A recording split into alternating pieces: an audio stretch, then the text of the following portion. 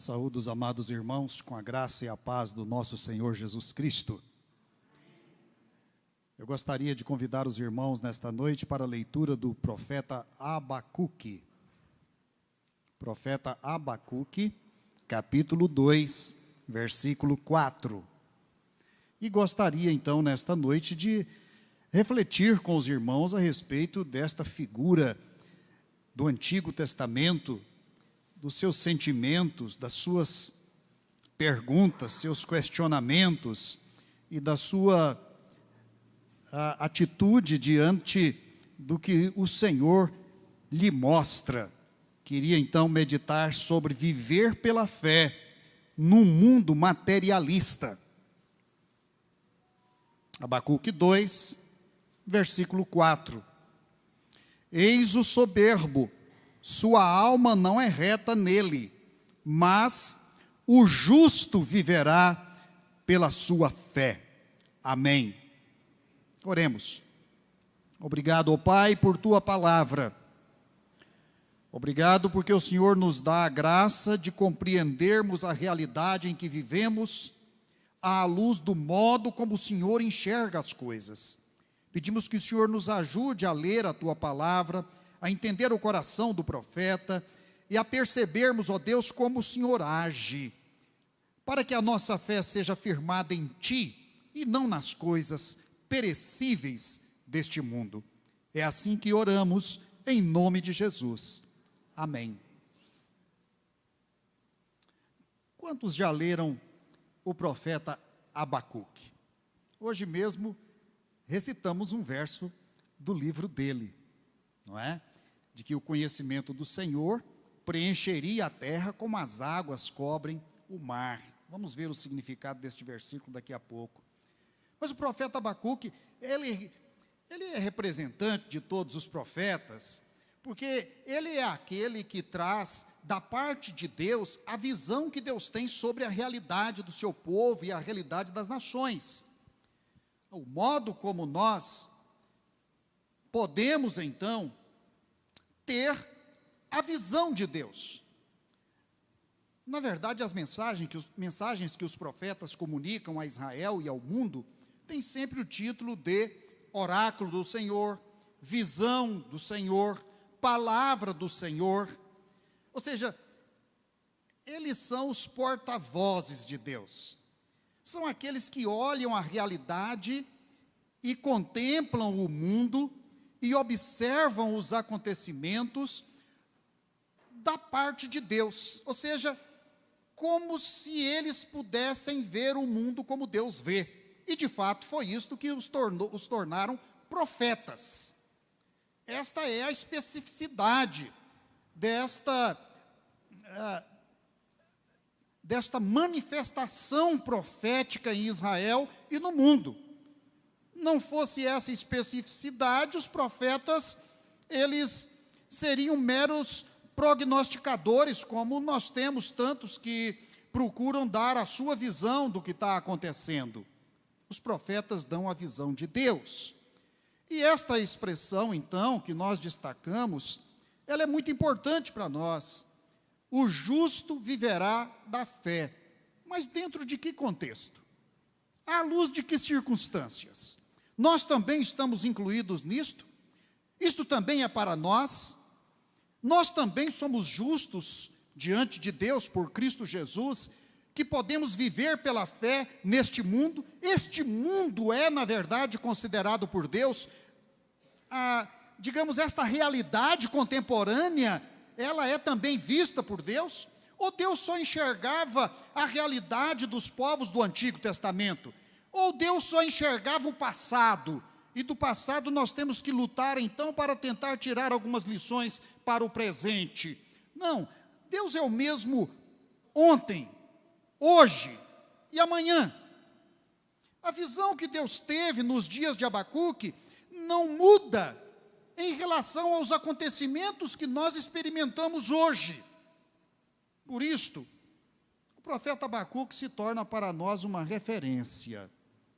Abacuque, ele então comunica da parte de Deus esta declaração: o justo viverá pela fé. E nos dá o contexto que se requer que o justo viva pela fé. Viver pela fé, sem dúvida, representa um grande desafio para o cristão. Representava um grande desafio para Abacuque. A sua vida balançou, seus alicerces quase ruíram. Abacuque entrou numa crise muito séria. Pois bem, o desgosto e a revolta do profeta Abacuque, ao olhar de forma realista os acontecimentos do mundo à sua volta, é compartilhado por muitas pessoas sérias hoje. Eu sei que é compartilhado por mim, por você também. Nós que conhecemos a palavra, nós que também podemos olhar o mundo com os olhos que Deus vê. Especialmente, esta visão do profeta Abacuque é compartilhada pelos servos de Deus, que anseiam pelo reino de Deus. Foi isso que, na verdade, moveu o coração de todos os profetas do Antigo Testamento, de Elias a Malaquias. Esses profetas, eles eram comovidos, convulsionados, eles explodiam quando eles percebiam que Deus estava lhes dando a visão de mundo como Deus o via. E não é fácil suportar a visão que Deus tem do mundo. Muitas vezes, a tradução bíblica para estas palavras que os profetas pronunciavam, usavam a palavra peso. Peso do Senhor. Porque olhar a realidade como Deus olha é um peso sobre qualquer pessoa séria, sobre qualquer homem e mulher honestos, sobre todo aquele que tem consciência de que há uma verdade que Deus honra e que nós precisamos viver. Então, a declaração que nós citamos no versículo 4 do capítulo 2, é uma declaração que divide o livro de Abacuque ao meio. Ela é contundente, ela é como uma cunha que divide a madeira. Ela é uma resposta de Deus para todos os tempos, enquanto durar a vida humana neste mundo. Mas o justo, pela sua fé, viverá. E quem tem a visão de Deus sobre a realidade, tem consciência do que Deus, na verdade, enxerga, não conseguiria viver se não fosse pela fé. Desesperaria. O profeta Abacuque quase que se desespera, não é? Então, o que significa viver pela fé em um mundo dominado pelo pecado? Abacuque apresenta um verdadeiro diagnóstico do mundo. Ele conta das coisas que aconteceram, ele conta dos impérios que se levantavam, ele conta das desonestidades, da violência, enfim, ele faz um diagnóstico do mundo e ele compreende que o mundo é materialista. O que significa ser materialista? Significa dizer que o mundo vive para si, de que o mundo tem o seu valor naquilo que ele pode produzir, e especialmente no poder que ele pode exercer. Então eu queria destacar algumas nuances aqui do profeta Abacuque. Primeiramente, viver pela fé é experimentar a visão do mundo como Deus o vê. Não é demais repetir isto. Abacuque, no capítulo 1, ele abre a sua profecia, e ele abre dizendo, sentença revelada ao profeta Abacuque. Ou seja, não eram tantas as pessoas que tinham o privilégio de ver o mundo como Deus via.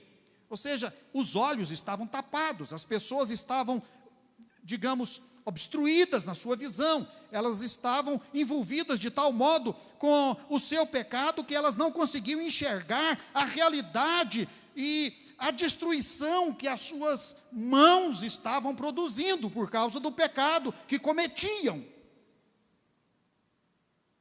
E ele diz: até quando, Senhor, clamarei eu, e tu não me escutarás?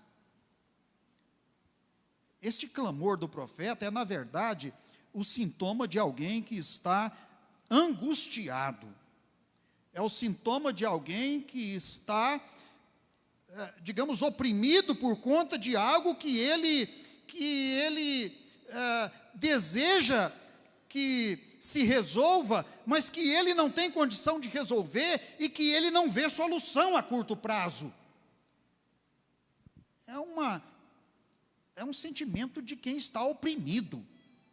Então o profeta, ele grita, ele clama ao Senhor, e ele pontua algumas coisas nesse capítulo 1, a respeito de experimentar esta visão de Deus, e a primeira delas é que ele vê que o mundo está repleto de violência, gerada pelos homens contra os seus semelhantes. Como é que se resolve isso? Ora, isso já estava lá nos primeiros capítulos do Gênesis, quando Caim se levanta e mata Abel. As primeiras páginas do Gênesis estão cheias de exemplos de agressões mútuas, de sangue inocente que é derramado. A situação não mudou. Não era só na era primitiva que havia violência. Parece que quanto mais a civilização se desenvolve, mais se desenvolvem os métodos de produzir violência. Deus vê esta violência. Não adianta tentar camuflar, porque não adianta chamá-la de outro nome. Deus vê a crueza da realidade da violência que os homens praticam uns contra os outros. Isso é pecado? É extremamente pecaminoso. Extremamente pecaminoso. Também o mundo cria suas leis e escolhe o que é nobre ou indigno na sociedade. Ou seja, o profeta estava vendo que a lei do Senhor se afrouxava, que a justiça nunca prevalecia, que o perverso estava sempre cercando o justo e estava sempre torcendo a justiça a seu favor. E que, por último, versículo 7, eles são pavorosos, eles são terríveis e criam eles mesmos o seu direito, a sua legislação, as suas leis e a sua dignidade. Ou seja, o mundo está caminhando alheio a Deus. O mundo está caminhando, criando as suas próprias formas de vida. O mundo está caminhando, ignorando completamente a razão divina. Não interessa para o mundo o que Deus pensa a respeito dele. Aliás, o mundo pensa que está escondido dos olhos de Deus. Ele pensa que Deus não vê o que ele faz. Por isso ele não se sente culpado pelo que faz. Por isso que ele considera que a vida que leva é uma vida natural. Por isso que ele não se incomoda com o grau de dignidade ou aquilo que seria digno ou vergonhoso para Deus, porque Ele estabelece o que é digno e o que é vergonhoso para Ele. O profeta se alarma com isto. O mundo está em movimento, e é movido em especial pela disputa de poder, pelas guerras. Versículos 8 e 11 do capítulo 1, ele diz: os seus cavalos são mais ligeiros do que os leopardos, mais ferozes do que os lobos ao anoitecer são os seus cavaleiros, que se espalham por toda a terra. Sim, os seus cavaleiros chegam de longe, voam como águia, que se precipita a devorar. Eles todos vêm para fazer violência, o seu rosto suspira por seguir avante, é o progresso. eles reúnem os cativos como areia. É a forma de tratar o semelhante como mera matéria de manipulação. O ser humano não tem dignidade, não tem valor. Ele vale pelo que ele produz, ou pela força que ele pode disponibilizar. Não se considera mais que o ser humano tenha dignidade em si mesmo pelo que ele é. É tratado, então, como um meio de produção, como diria alguém. O mundo segue nesse movimento de busca pelo poder. O profeta afirma que o poder, verso 11, é o seu Deus. Deus aí está com letra minúscula, para distinguir de Deus com letra maiúscula. Ou seja, Deus com letra minúscula é a expressão da idolatria. Então, o que o profeta está dizendo é que a busca pelo poder, a luta pelo poder, é o grande ídolo da humanidade. E olha que nós não estamos aqui tratando do Senhor dos Anéis, né? Quem assistiu a trilogia sabe como o poder é tratado ali por aquele teólogo cristão. Mas o poder é a grande motivação. E o profeta se alarmava com isto. A vida não pode ser reduzida à disputa pelo poder. Porque a busca do poder é, na verdade, a derrota de alguém. Para você se firmar e controlar alguém, você tem que derrotá-lo e humilhá-lo. Você tem que tirar os poderes dele, para transferi-los para si mesmo. Ou seja, você tem que colocar o outro a seu serviço. Será que o mundo parece com isto? Então, o que acontece sugere que Deus não se interessa pelos homens. Aí é que está a crise do profeta. E, na verdade, aí está a razão de muitas pessoas não se interessarem mais por religião, por igreja, por evangelho, por fé, por espiritualidade. Porque consideram que Deus não está sendo um elemento de mudança. Então Deus é impotente.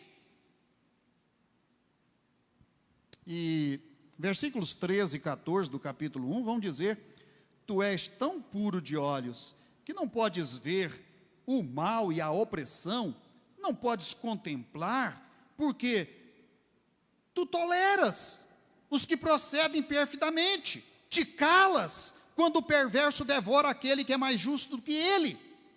Ou seja, há uma acusação grave contra Deus aqui.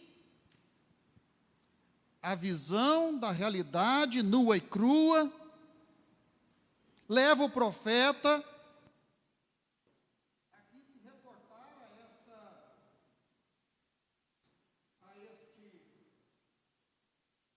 a este argumento. Eu acho que aguenta mais um pouquinho aqui.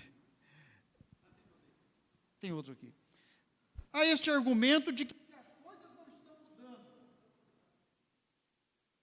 se as coisas não estão mudando, é porque Deus é inoperante. Não sei se vocês já encontraram alguma pessoa com esse tipo de raciocínio, justificando a sua maneira de pensar, baseado no fato de que ele não consegue enxergar Deus agindo. Ele só vê a maldade crescendo, não é? Então as nações se enriquecem, explorando os mais fracos. Ele diz aqui, nesses dois versículos 13 e 14, que não há quem governe o homem. Ele diz: por que fazes os homens como os peixes do mar, como os répteis, que não tem quem os governe? Então ele está dizendo: olha, Senhor, os homens estão aí, o Senhor os criou, mas o Senhor não exerce governo sobre eles. É uma crise, né? Para você pensar num profeta que está, digamos, recebendo uma revelação de Deus, e ele então expor um raciocínio deste, que compromete o próprio Deus. provocando Deus. Então, nós vamos ver que Deus vem com uma resposta avassaladora para o profeta.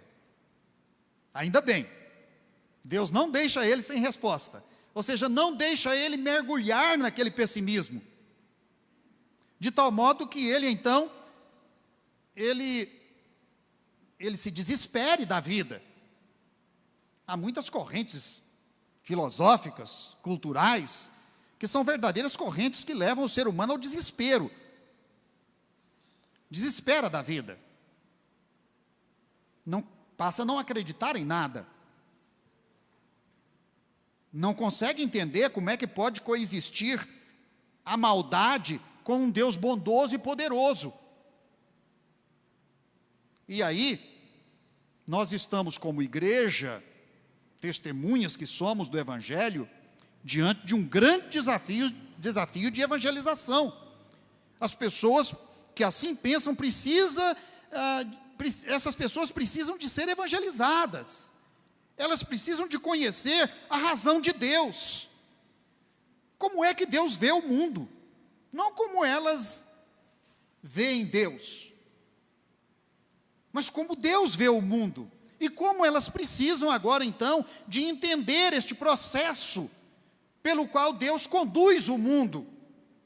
E aqui eu entro no outro ponto. Viver pela fé é superar esse estado de queixas da alma contra a vida. O profeta não podia ficar prisioneiro das suas queixas. Nós não podemos ficar prisioneiro dos nossos raciocínios, das nossas conclusões, do nosso pessimismo. Nós temos que reagir, buscar a verdadeira razão pela qual Deus criou e a verdadeira explicação do modo como Deus conduz o mundo. Não é ficar aí na artificialidade da queixa, da dúvida, da reclamação. Isso não resolve o problema. Daí não virão respostas. A fé é superar esse estado de queixa. No versículo 1 do capítulo 2, o profeta diz assim: eu vou me colocar na minha torre de vigia, eu vou me colocar sobre a fortaleza, eu vou ficar aqui observando para ver o que Deus vai me responder, e que resposta Ele vai dar à minha queixa. Como é que Deus vai se defender? No capítulo 3, ele disse: eu tenho ouvido, ó Senhor, as tuas declarações, e me sinto alarmado. Bom, eu creio até que este é o ponto realmente que Deus queria que ele chegasse. Ficar alarmado, ficar apavorado, estupefato, espantado. Eu acho que esse é o ponto que Deus deseja que as pessoas também alcancem. Porque aqui, no versículo 5 do capítulo 1, ele diz: vede entre as nações, olhai, estupefatos, e desvanecei, ou seja, espantai-vos, porque realizo em vossos dias obra tal, que vós não crereis quando vos for contada. Ou seja, quando vocês descobrirem o modo como eu estou agindo, será que vocês vão suportar a ação que eu estou realizando?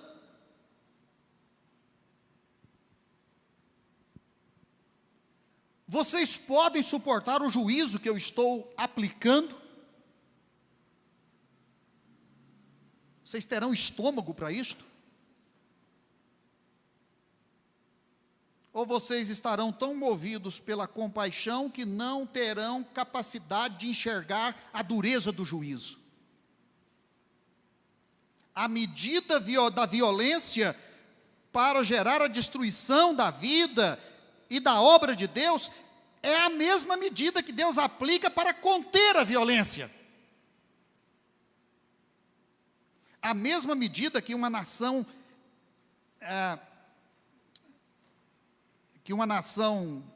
digamos, calcula para dominar determinada nação, vai ser a mesma medida com que Deus vai tratá-la para, digamos,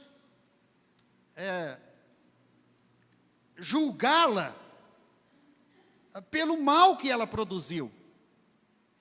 Há uma expressão de Isaías que diz: eu crio o mal. Muita gente tem especulado sobre isto, não é? Deus agora é o criador do mal? Não, é que o juízo dele está baseado nesta regra. Com a medida com que você medir, você será medido. Com a violência com que você destruir o seu próximo, você vai ser destruído. A mesma espada que você usa para matar, é a espada que vai te matar. E eu nem estou no Antigo Testamento, eu estou citando aqui as palavras do próprio Jesus, né? Bem, então, Deus não está parado, como o profeta imaginava. Vou ficar aqui na minha fortaleza, na minha torre, e vou ver se Deus vai agir, e de que forma Ele vai agir, não é? Eu vou esperar. Ora, a resposta de Deus é esta: Deus não está parado. Como é que Deus age? Deus age na história. A história é a mão de Deus. Tem gente que se alarma com isso, porque há tanta coisa esquisita que acontece na história, não é? Há tantos desastres naturais, há tantos países que são invadidos por outros, há tantas civilizações que já foram destruídas, das quais não sobrou nada até hoje, há tantas cidades que estão hoje, na verdade, como mero objeto da arqueologia. E as atuais? As atuais serão protegidas?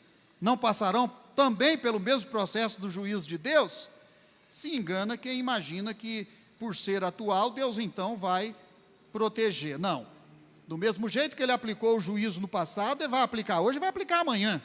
Então, Deus não está parado, a história é a mão de Deus. Como que você vai interpretar e vai dizer a mão de Deus está aqui ou está ali? Isso eu não sei, nem eu sei e acho que ninguém sabe. Porque não nos compete, de fato, analisar isto. Só nos compete identificar. E o modo de identificar é nós subirmos até o nível de Deus e observarmos como que Deus está dizendo que Ele está agindo nas circunstâncias da história. Ou seja, não cabe a nós medir o juízo que Deus aplica. Então, Deus não está parado, Deus condena o comportamento pecaminoso dos homens e dos governos, não tenha dúvida disso. O Antigo Testamento é a maior prova que nós temos, e o Apocalipse também, no Novo Testamento, de que Deus é o juiz dos governos, é o juiz dos presidentes, é o juiz dos reis, é o juiz dos imperadores, é o juiz dos governos da terra. E quando uma nação, seguindo o seu governo, peca contra Deus, a nação é culpada tanto quanto o seu governo é. Ah, mas tão pobre, coitadinhos. É sempre a nossa maneira de ver as coisas, né? Sempre minimizando. Desse jeito nós nunca vamos compreender o juízo de Deus. E nunca vamos compreender como é que a mão dele está agindo na história para gerar então a justiça. Porque nós não estamos vendo como ele vê. E na verdade, é provável que nós não possamos suportar, como seres humanos que somos, o modo como Deus age e como Ele julga. É melhor ficarmos na nossa insignificância. Deixar Deus agir, como Ele quiser, onde Ele quiser, contra quem Ele quiser. Deus não deseja, melhor dizendo, Deus deseja nos ensinar a respeito da esperança. Esperança é esperar pela ação dEle. Nós somos precipitados, nós queremos tomar a atitude que Deus deveria tomar segundo o nosso juízo. O ser humano sempre tenta agir no lugar de Deus. Sempre. O pecado parece que gerou esse vício na natureza humana. O pecado, na verdade, é a força que age dentro de nós para nos seduzir a sermos como Deus, a querermos o lugar de Deus, a querermos estabelecer o governo que nós achamos que é o correto. Na verdade, a querermos nos autogovernarmos. Você deve se sentir bem quando você toma uma decisão e diz: eu tomei a decisão, ninguém me impediu, esse foi o exercício da minha liberdade, eu quis assim. Esse tipo de atitude é de fato, digamos, a repercussão desse tipo de tentação que existe na natureza humana de querer estabelecer o autogoverno. Eu vou falar sobre isso daqui a pouquinho. Então Deus deseja nos ensinar a respeito da espera. Aqui, no capítulo 2, versículo 3, ele diz: porque a visão que você está tendo, Abacuque, ainda está para cumprir-se em um tempo determinado. Em outras palavras, Deus está dizendo para ele: não se apresse. Literalmente ele diz assim: se apressa para o fim, não falhará. Se tardar, espera, porque certamente virá. Não tardará. Quer dizer, para nós está tardando, para Abacuque já passou da hora, mas para Deus ainda não aconteceu o atraso. Ele está dentro do cronograma dele. É difícil a gente querer colocar uma regência nossa, uma agenda nossa, para Deus seguir. Isso não vai dar certo. Você vai se decepcionar.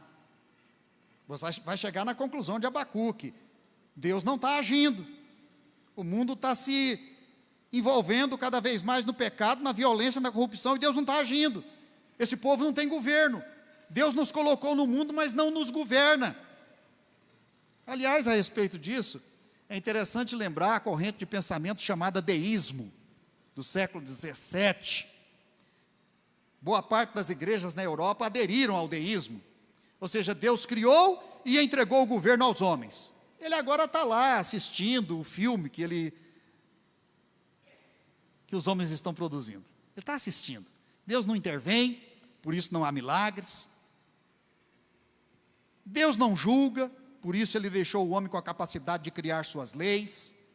Ele não governa, deixou com os homens a capacidade de construir o Estado, e o Estado então governa. Ou seja, deísmo é aquela ideia de que...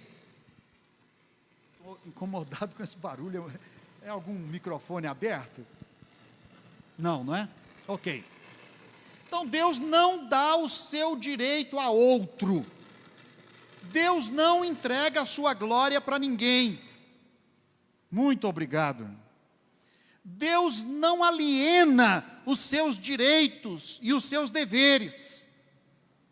Não transfere isso para nós, não. Aliás, Ele nos dá a liberdade de nos organizarmos como sociedade humana, mas Ele continua como juiz nosso. Não nos deu esse atributo de julgarmos a nós mesmos. Você acha que você pode julgar você mesmo e decidir o que é certo e o que é errado? Você pode criar as suas leis? Então esse é o drama aqui de Abacuque.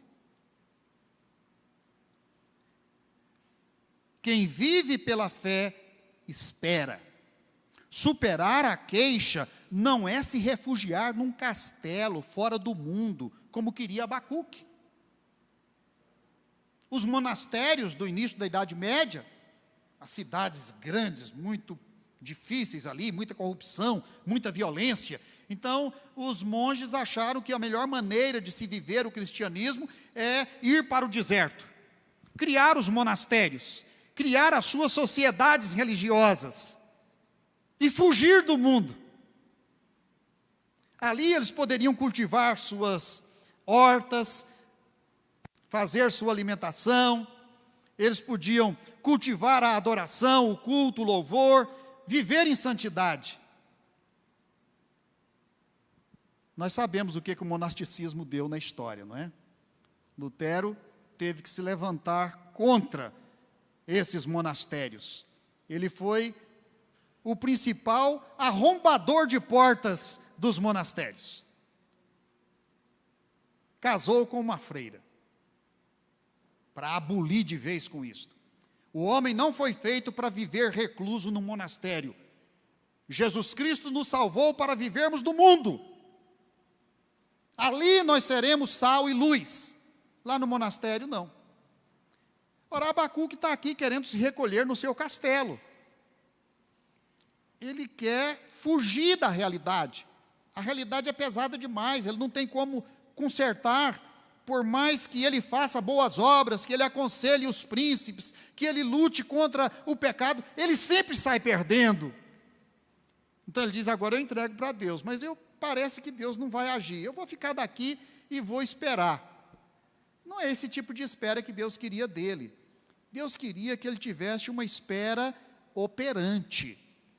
Aquela espera que aguarda a realização da vontade de Deus, mas participando da vida.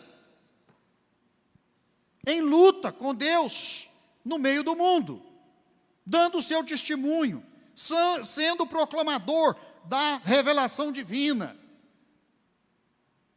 Bem, esse refúgio então não adiantou nada. Ele não iria se curar do seu pessimismo e do seu desespero se refugiando. Ao contrário, assim como vemos a realidade, devemos também seguir o olhar de Deus até o fim. O que significa seguir o olhar de Deus até o fim? Se nós podemos ver o mundo e ver a Deus, nós precisamos então também buscar ver Deus em ação na realidade. Hoje nós sabemos, no Novo Testamento, a operação de Deus no mundo se dá basicamente através do corpo de Cristo. O corpo de Cristo é a igreja. A igreja é a mão de Deus na sociedade, na história. A igreja é a luz do mundo, é o sal da terra. A igreja é o corpo de Cristo.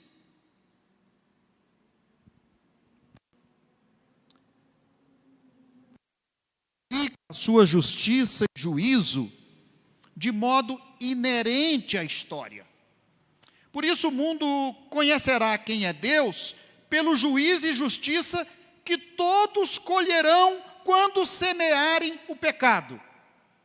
Essa é uma regra de ouro nas Escrituras. O que o homem planta, ele colhe. Mas não só o indivíduo, o que a nação planta, a nação colhe. O que uma cultura planta, esta cultura colhe. O que uma geração planta, esta geração colhe. Podem esperar. O que a geração de hoje está plantando, ela vai colher amanhã. Pois bem, ninguém, pois, deve se valer da maldade do mundo para justificar a sua rejeição de Deus. Se valer da maldade do mundo para justificar a sua rejeição de Deus, é a tese fundamental do ateísmo. Os principais pensadores ateístas, eles justificam o seu ateísmo botando o dedo na cara do cristão e dizendo, olha aí a maldade do mundo. Cadê o seu Deus? Seu Deus não tem poder para fazer a mudança? Olha aí o sofrimento do inocente. Seu Deus não tem poder para evitar que o inocente sofra? Bom, então não caia nessa tentação. Não caia. O ateísmo é uma tentação.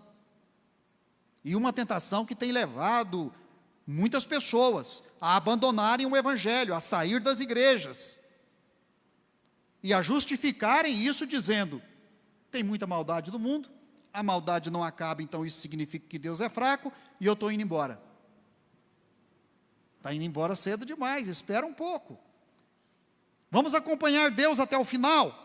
Viver pela fé, então, é descobrir e rejeitar os ídolos que dominam o mundo. O mundo é dominado pelos ídolos, ou seja, pelas divindades que compõem esse conjunto de ídolos que a gente chama de ídolos feitos pelas mãos humanas. O mundo é dominado por dois tipos de idolatria: a autoidolatria, que é aquela que o indivíduo se vê como senhor de sua própria vida, e a heteroidolatria, que é aquela que o indivíduo constrói um ídolo e transfere para ele as características de uma divindade. Ele não é Deus, mas o ídolo que ele criou é Deus. Abacuque vê isso com muito espanto. Assim diz o texto bíblico: não levantarão, pois, estes contra ele um provérbio, um dito zombador, dirão: ai daquele que acumula o que não é seu, e daquele que a si mesmo se carrega de penhores. Não se levantarão de repente os teus credores, e não despertarão os que te hão de abalar? Tu lhes servirás de despojo, visto como despojaste as nações, todos os mais povos te despojarão a ti, por causa do sangue dos homens e da violência contra a terra, contra a cidade e contra todos os seus moradores. Ai daquele que ajunta em sua casa bens mal adquiridos, para pôr em lugar alto o seu ninho, a fim de livrar-se das garras do mal. Vergonha, maquinaste para a tua casa, destruindo tu a muitos povos, pecaste contra a tua alma, porque a pedra clamará da parede, a trave lhe responderá do madeiro. Enfim, o raciocínio aqui é para indicar que toda acumulação de riqueza à custa de espoliar o próximo é, na verdade, uma intenção que alguém tem, um governo, uma pessoa, de trazer para si todo o poder do mundo e controlar todo o poder do mundo, das riquezas do mundo, das pessoas. O Abacuque olhava isso de forma zombeteira, não é? Deus zomba disto. Por isso que ele está aqui falando a respeito disto de uma forma jocosa. Eis o soberbo, não é? Eis aquele que se idolatra a si mesmo. Eis aquele que cumula a si próprio de despojos e de riquezas e que passa a tratar o seu mundo como sendo a fonte da sua vida e a fonte do seu poder, e passa a idolatrar então todos esses bens que adquire. Também o profeta vai falar daqueles que aproveitam de um outro aspecto da idolatria, e diz assim: que aproveita o ídolo, visto que o seu artífice o esculpiu, e a imagem de fundição mestra de mentiras, para que o artífice confie na obra, fazendo ídolos mudos. Ai daquele que diz à madeira: acorda, e à pedra muda: desperta-te. Pode o ídolo ensinar? Eis que está coberto de ouro, de prata, mas o seu interior não tem espírito, não tem vida. Esta é a forma como muitas pessoas cultuam. Elas constroem os seus ídolos. A obra das suas mãos é aquilo a que elas consideram como sendo, então, a divindade. e passam a oferecer sacrifícios a esta divindade, que ele esculpiu com as mãos. Ele desenhou com as mãos. É resultado da sua imaginação, do seu desejo, da sua ambição. Então, tanto o Estado pode se tornar um ídolo, quanto uma religião que vive à custa da idolatria também, de modo tal que o homem fica oscilando entre a auto-idolatria, ou seja, o poder que ele é capaz de acumular para si mesmo, das riquezas que ele é capaz de tirar dos outros e incorporar aos seus bens. Então ele passa a trabalhar como se isto fosse o bem maior da sua vida, o seu ídolo, o seu Deus, ou transferindo então para a obra das suas mãos, uma escultura que ele faz. Eu gosto de comparar isso à tecnologia moderna. O homem passa a adorar e a reverenciar a produção dos meios que ele mesmo produz. A tecnologia é o grande ídolo da nossa geração. Bem, deixa eu caminhar um pouquinho mais aqui. Viver pela fé é fazer da vida, na verdade, uma oração. É aqui que nós chegamos ao capítulo 3 de Abacuque. Capítulo 3 de Abacuque é uma oração. E uma oração que foi o grande clamor e o grande momento em que Abacuque compreendeu realmente o modo como ele devia viver.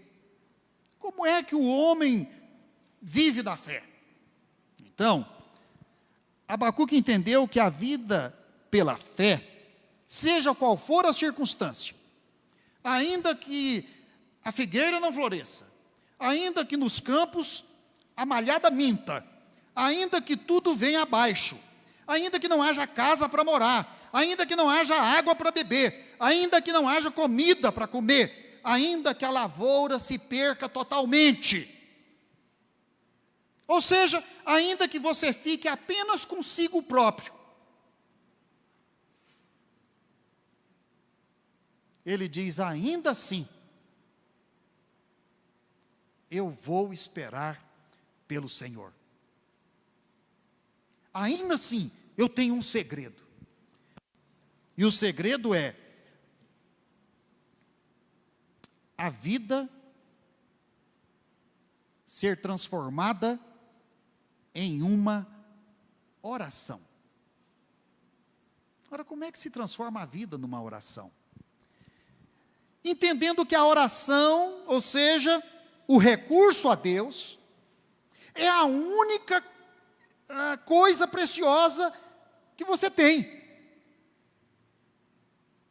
A oração é a forma de você lidar com as circunstâncias do mundo, com a maldade do mundo, com a violência, com os estados gananciosos, com os homens criminosos, com as hipocrisias, com a maldade que se prolifera. A oração é que faz da obra do Senhor o motivo da sua vida.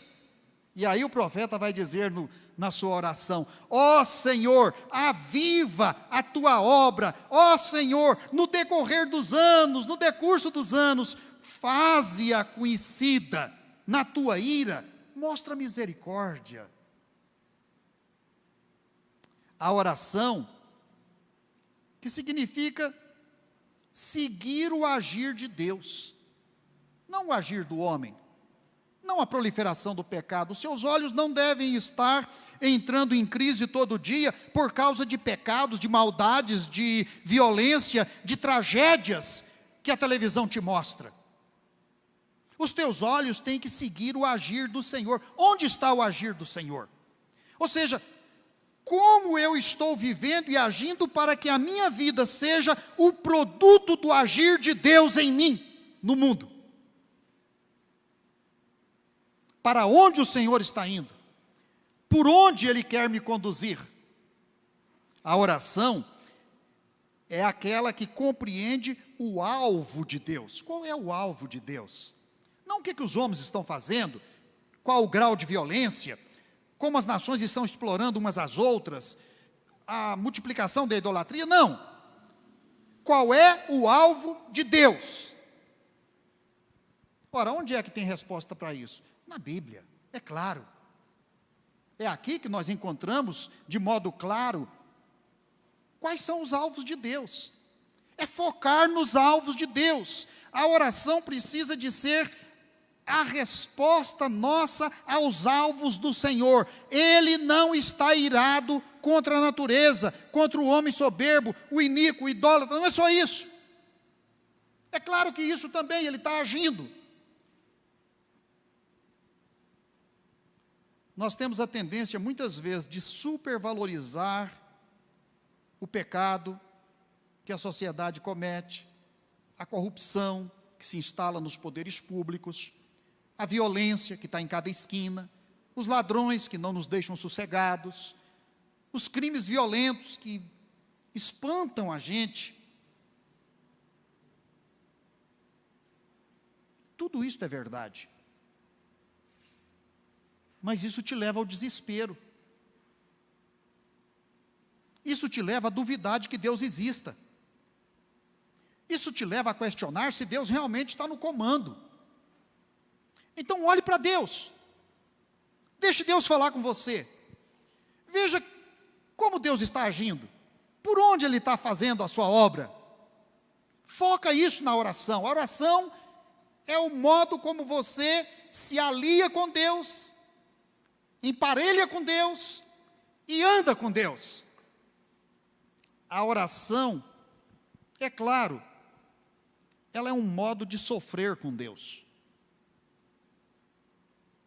A oração tem sido muito mal utilizada nos dias de hoje. A oração tem sido utilizada como um instrumento de adquirir o que se quer, de reivindicar o que você acha que Deus deve para você.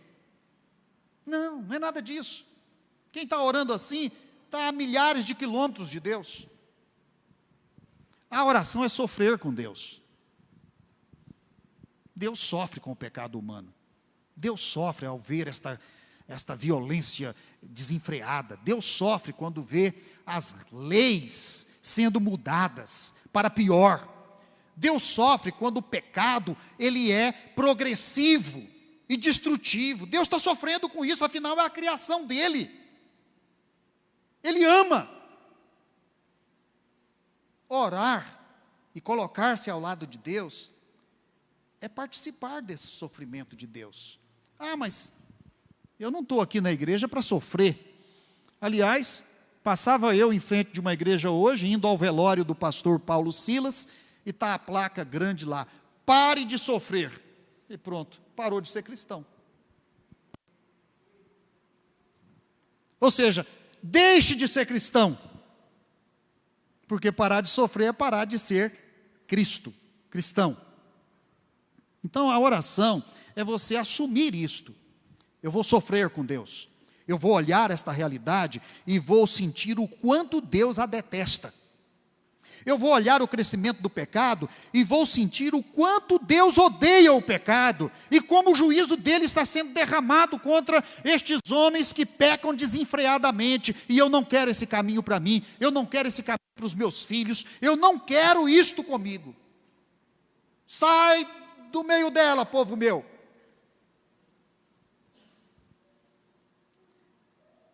A oração, ela aceita a realidade, porque Deus jamais nos abandona. Nós vivemos esta realidade, mas nós não estamos abandonados por Deus. O que o profeta disse a princípio, de que Deus era tão puro que ele não podia então tocar na realidade para alterá-la, porque se ele tocasse, ele seria contaminado pelo pecado. Ora, Jesus veio para provar o contrário. Ele não só tocou, ele se encarnou, ele viveu como um de nós. Ele percorreu as mesmas estradas, ele sofreu. Ele veio para demonstrar que quando Deus entra em contato conosco, ele não se contamina, pelo contrário. Quando ele toca o leproso, é o leproso que se limpa. Quando ele toca os olhos do cego, é o cego que vê, ele não fica cego por contágio, ele dá visão ao cego. É esta a obra que Deus faz conosco. Então, orar significa aceitar esta realidade, sem jamais se esquecer que Deus não nos abandona. Tudo Ele faz para proteger e para salvar os que nele creem, o seu povo. Meus irmãos, Abacuque é tão precioso nisto. Portanto, vamos aprender a viver pela fé? Vamos transformar a realidade em oração? Vamos com Deus até o fim? Vamos orar. Senhor nosso Deus e nosso Pai, é tão bom poder ver a Tua palavra e poder partilhar com o profeta Abacuque desta visão do Senhor, de como o Senhor vê a realidade, e de entender que o Senhor não é um Deus que abandona aqueles que o Senhor criou. O Senhor está presente, o Senhor é o juiz, mas o Senhor também é misericordioso. E no meio da luta, no meio das nossas dúvidas, nos sentimentos mais dolorosos, o Senhor está conosco, porque nós estamos contigo. E esta é a maneira de viver pela fé, no meio deste mundo pecaminoso e materialista. Dá-nos graça, dá-nos força, dá-nos teu amor. Ó Pai, abençoa a tua igreja hoje. Abençoa cada um que está aqui nesta hora. Dá-nos, ó Pai, a graça de podermos crer cada vez com mais profundidade, de vivermos cada vez com mais compromisso com o Senhor, de olharmos cada vez mais com os teus olhos, e de firmarmos os nossos passos naquilo que o Senhor está fazendo. Ó Pai, dá-nos uma semana de graça, uma semana de paz, uma semana de vitórias. E agora que o amor de Deus, o nosso Pai, a graça do nosso Senhor e Salvador Jesus Cristo, a comunhão e a consolação do Espírito do nosso Deus, sejam sobre todos nós e sobre todo o povo de Deus, na face da terra, agora e para sempre. Amém. Amém.